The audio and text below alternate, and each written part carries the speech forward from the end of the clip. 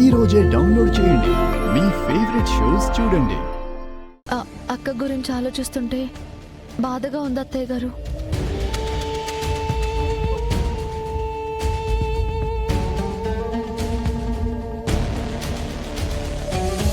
తను ఈ ఇంటికి పట్టిన పీడ శరణ్య. పీడ విరగడైనందుకు సంతోషించాలి గాని బాధపడకూడదు. అక్కని ఎంత కాదనుకున్నా తను ఇంటికి కోడలే కదా అత్తయ్య గారు.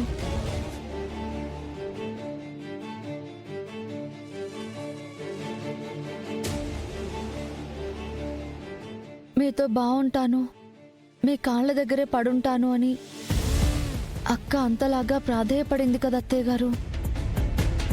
ఈసారికి అక్కని క్షమించి. నీకేమైనా పిచ్చి పట్టిందా శరణ్య?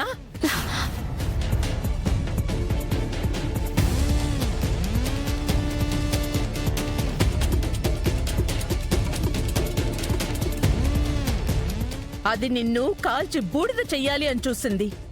అలాంటి దాన్ని ఎలా క్షమించగలుగుతున్నావు? ఇష్టమనేది ఉండాలి శరణ్య, కాని మరీ ఇంత వెర్రితనంగా ఉండకూడదు. ఒక్కసారి బయటికి గెంటేసిన దాన్ని మతి భ్రమించింది, పాపం పిచ్చిదైపోయిందని ఈ కుటుంబం అంతా జాలిపడి తిరిగి ఇంట్లోకి తీసుకొచ్చాం దాన్ని. అయినా ఆ నీచురాలికి ఈ కుటుంబం మీద కృతజ్ఞత ఉండాలా వద్దా?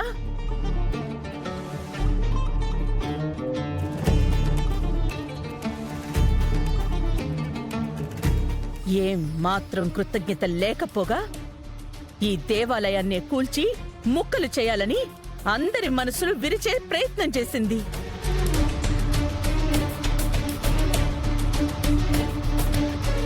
ఆ ప్రయత్నంలో కూడా నీ జీవితాన్ని చీకటి చేయడమే అది లక్ష్యంగా పెట్టుకుంది. అదంతా నువ్వు ఎలా మర్చిపోయి ఇలా మాట్లాడుతున్నావు? శరణ్య, వద్దమ్మా. ఇంకా అనన్య గురించి జాలిపడి ఆలోచించటం మానే. ఇంతమంది చెప్తున్నారు శరణ్య, ఒకసారి ఆలోచించు. ప్రేమాభిమానాలతో పెంచుకున్న ఈ ఆనంద నిలయం మళ్ళీ ఆ పాపిష్టిదాని మూలంగా పాడైపోవడానికి వీల్లేదు. అది ఈ గడపలో అడుగు పెడితే ఏ నాటికైనా ఈ ఉమ్మడి కుటుంబం ముక్కలయ్యే ప్రమాదం లేకపోలేదు. శరణ్య, నువ్వింత గొప్ప మనసుతో ఆలోచించినా అనన్య బుద్ధిలో మాత్రం ఎన్నటికీ మార్పు రాదు. తనని అక్క అని నువ్వు జాలిపడుతున్నావు. నువ్వేమైపోయినా తనకక్కర్లేదని తన విషపు బుద్ధిని తను చూపిస్తూనే ఉంది. అటువంటి దాని గురించి మంచిగా ఆలోచించడం కూడా పాపంతో సమానం శరణ్య. ఆ పాపానికి ప్రతిఫలం రేపు నువ్వు ఈ కుటుంబం అనుభవించకూడదు. ఇంక తన టాపిక్ ఈ ఇంట్లో వినిపించకూడదు. అర్థం చేసుకో.